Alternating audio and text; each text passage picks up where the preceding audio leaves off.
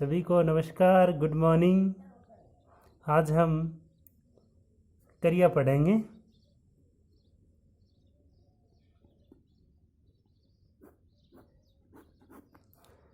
क्रिया क्या होता है कि कोई भी कार्य हम करते हैं या उस कार्य के होने का पता चलता है, वो क्रिया ही होता है।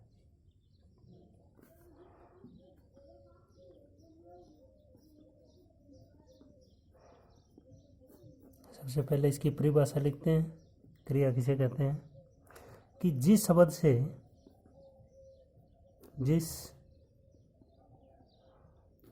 से किसी कार्य के करने या होने का बोध होता है या पता चलता है, बोध होता है, उसे क्रिया कहते हैं।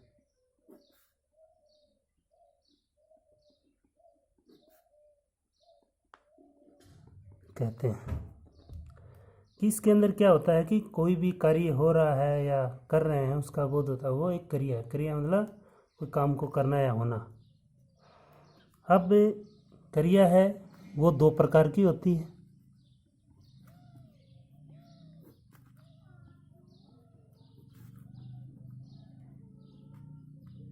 दो प्रकार की होती है।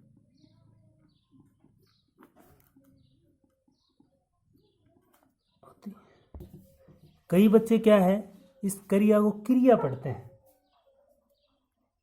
नहीं कि ये क्रिया नहीं है, ये सही शब्द है क्रिया। कि कै यहाँ क्या है, आधा है, और नीचे रे मात्रा रे पे चलेगी, और क्योंकि नीचे वाला शब्द वो हमेशा पूरा होता है और जो ऊपर शब्द होता है वो आधा होता है। तो यहाँ रे है, कै के नीचे लगा है, तो कै क्या है, आधा है। तो ये क्रिया हुआ पढ़ने में। अब इसके दो भाग होते हैं। पहला है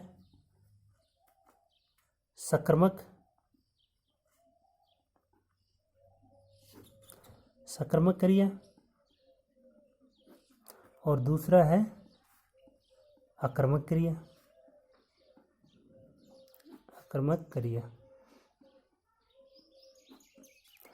अब हम सकर्मक में क्या होता है कि इसके अंदर जो कर्ता होता है, कर्ता के ऊपर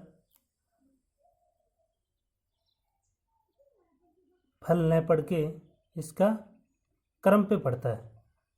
और अकर्मक के अंदर क्या होता है कि इसके अंदर जो कर्म है वो होता नहीं है।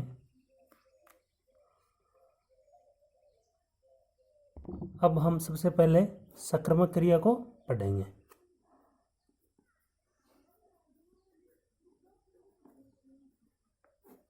सकर्मक क्रिया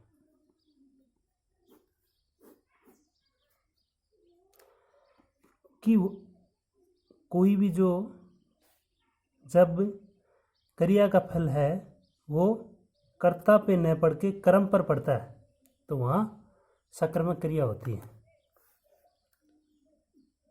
जब क्रिया का फल कर्ता पर न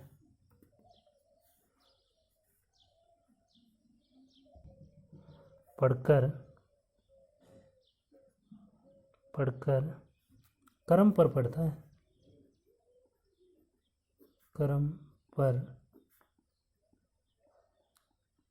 पड़ता है, तो वह सकर्मक क्रिया होती है। सकर्मक क्रिया होती है।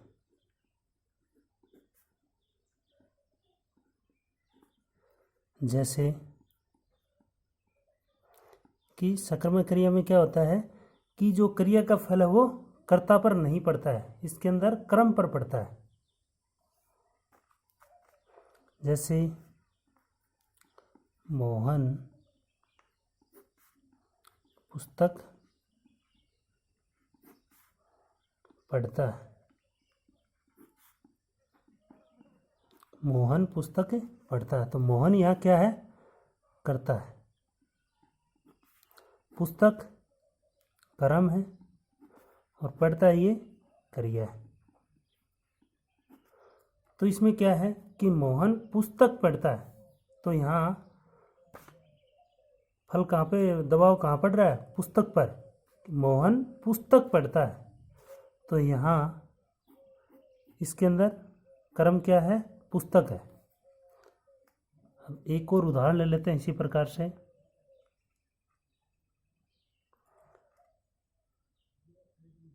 गीता फूल तोड़ती है। गीता फूल तोड़ती है, तो यहाँ गीता क्या है? करता है। फूल कर्म है और तोड़ती है, तोड़ना क्रिया। तो इसमें गीता क्या तोड़ रही है? तो यहाँ उत्तर आ रहा है फूल तोड़ रही है। इसी प्रकार मोहन क्या पढ़ रहा है? पुस्तक पढ़ रहा है, तो उत्तर क्या आया? पुस्तक।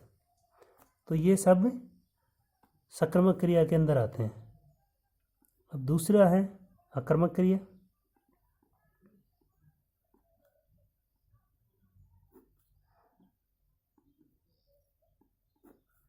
दूसरी है अकर्मक क्रिया।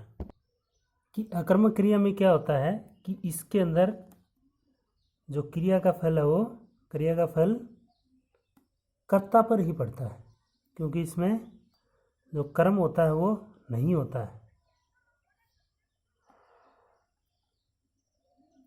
जब क्रिया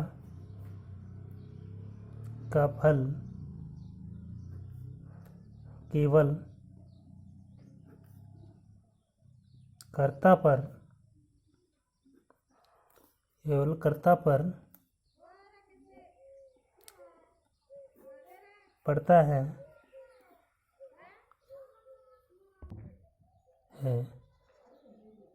तो वह अकर्मक क्रिया होती है। अकर्मक क्रिया होती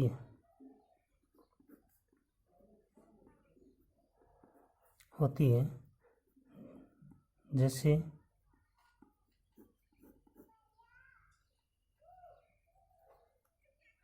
गीता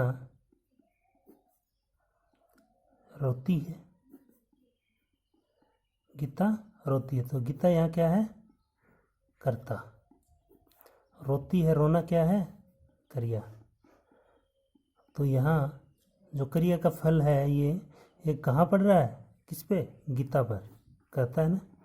तो गीता रोती है, कौन रो रही है? गीता। तो इसी प्रकार से दूसरा अजय हंसता है। हंसता है, तो अजय क्या है यहाँ? करता।